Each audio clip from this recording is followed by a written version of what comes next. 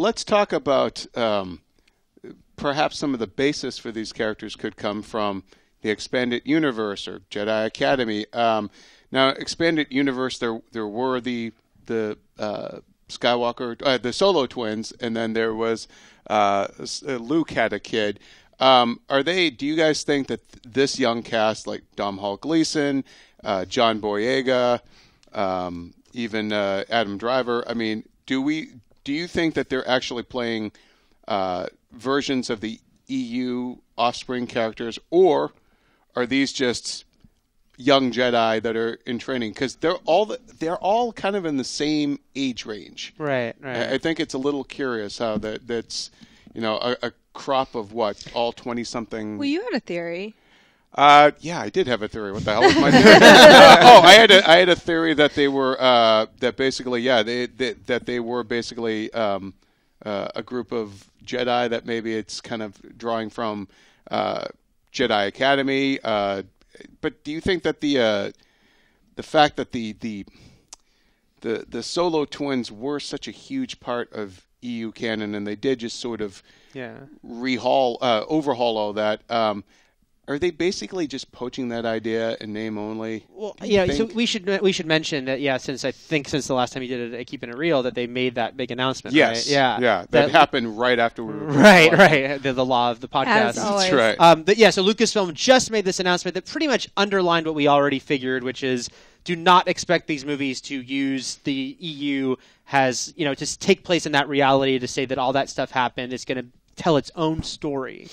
But there's wiggle room, and the wiggle room being that they could incorporate elements from EU. And I don't think anyone would ever expect them to be like, yes, and everything you read in the books happened exactly as you read it. But they still could say Jacen and Jaina exist. It's just we're going to tell a completely our own story with Jacen and Jaina. Which we would want them to do to some degree, right? Because we're going to want to be surprised. Yeah. And I think it's my favorite thing that when people take established material, I mean, it's what an adaptation is for, and sort of add something new or give a spin to it. And like you're saying, they have the perfect loophole in the sense that they're like, it's not canon, meaning like we don't have to stick to the story, but we can still pull anything we want from it. But, I mean, would it upset you guys if they basically took the Solo twins but gave them new names and all that sort of thing? Like, it's one thing to say, like, no, but do you think the fans would be upset that you're essentially swiping the idea, but why not just go all the way and use those characters? I think it would be a mistake to use those characters as they exist in the EU as we understand them to be, because then all us Game of Thrones snobs who've like read all the books, well, I can tell you what's going to happen, everything like that. Like, we don't need that with these Star Wars movies, and we don't need like comparisons and just another thing for fans to complain about. But I was just worried you were going off camera. Oh yeah, as I like roll away. For those who are like not watching this on video, it's going to sound really weird. But no. Do you think then that the EU characters are there any existing EU characters that match up with any of these announced actors today? I mean, Oscar Isaac kind of has a look of it's the fun, maybe, I guess, because she could be Jaina, or she could be this just completely new character who's not a blood relative of any of the Solos or Skywalkers. Don't you want them to be? I mean, I don't think that I need them to have the names, and you may be right. Like, if they do have the names, then there will be a certain expectation that goes along with them.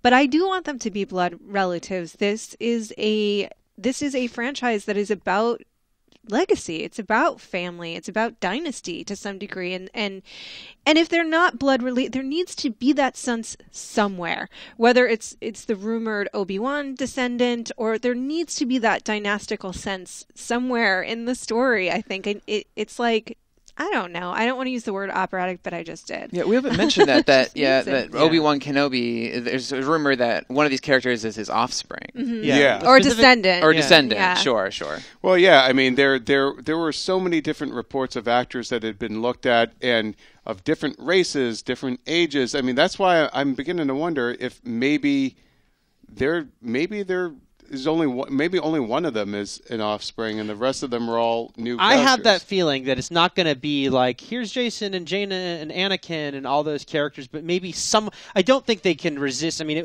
would almost even be weird if it's like none of them had kids. It's 30 years later, none of them had kids, and if they did have kids, none of them decided to be a Jedi or do anything that's interesting. So we're not going to follow them.